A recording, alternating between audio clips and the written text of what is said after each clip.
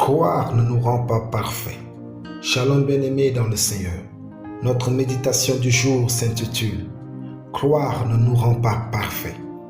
Nous tirons notre texte en Actes 19, 2 qui nous dit ceci. « Avez-vous reçu le Saint-Esprit quand vous avez cru ?» Ils lui répondirent « Nous n'avons même pas entendu dire qu'il y ait un Saint-Esprit. » Alléluia. Croire en Dieu ne nous rend pas parfaits dans la connaissance. Ainsi, il nous faut chercher la connaissance pour permettre à notre foi d'être productive et efficace. Dans notre passage, l'apôtre Paul arrive à Éphèse et rencontre des disciples qui ont cru. Il leur demande « Avez-vous reçu le Saint-Esprit quand vous avez cru ?»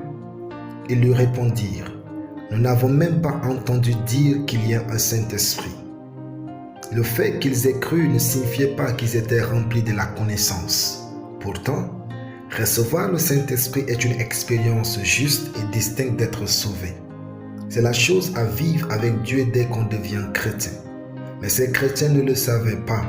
Alors, il va leur enseigner le baptême tel qu'institué par Jésus.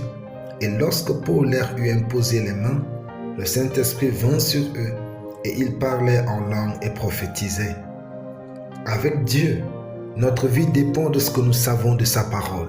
En réalité, nous vivons tous la vie chrétienne et les miracles selon l'étendue de notre compréhension de la parole de Dieu. Avoir le désir d'aller loin est une chose noble, mais avons-nous la connaissance pour y aller? Croire que nous allons devenir très riches est une bonne chose, mais avons-nous l'éducation financière pour le devenir? Avoir la foi que nous serons promus est certes une bonne chose, mais avons-nous les compétences pour tenir dans cette promotion? Évitons le déni, la vivre du concret. On peut avoir la foi et être parfaitement dans l'erreur. Le fait que ces disciples n'expérimentent pas la richesse d'avoir le Saint-Esprit et de parler en langue n'est pas la faute de Dieu. Aussi, cela ne signifiait pas que Dieu leur avait refusé le Saint-Esprit. Mais c'est qu'ils ignoraient qu'il existe même le Saint-Esprit. Certains miracles qui tardent avant de blâmer Dieu. Posons-nous sincèrement la question de savoir si nous avons la bonne connaissance à propos de ce que nous croyons. Dieu a tendance à partir de ce que nous connaissons pour agir et faire plus que ce que nous savons. Étudions donc la parole de Dieu. Faisons-nous former dans les domaines où nous désirons prospérer. L'ignorance tue, même si notre foi est grande. La connaissance est la lumière de la foi. Sans elle, la foi devient aveugle et stupide.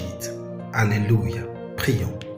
Merci Seigneur pour ta parole qui m'éclaire et me fait vivre une vie bénie, prospère et joyeuse au nom de Jésus. Amen. La lecture biblique en une année, Lévitique 14 à Lévitique 19. Soyez bénis. C'était le pain du ciel.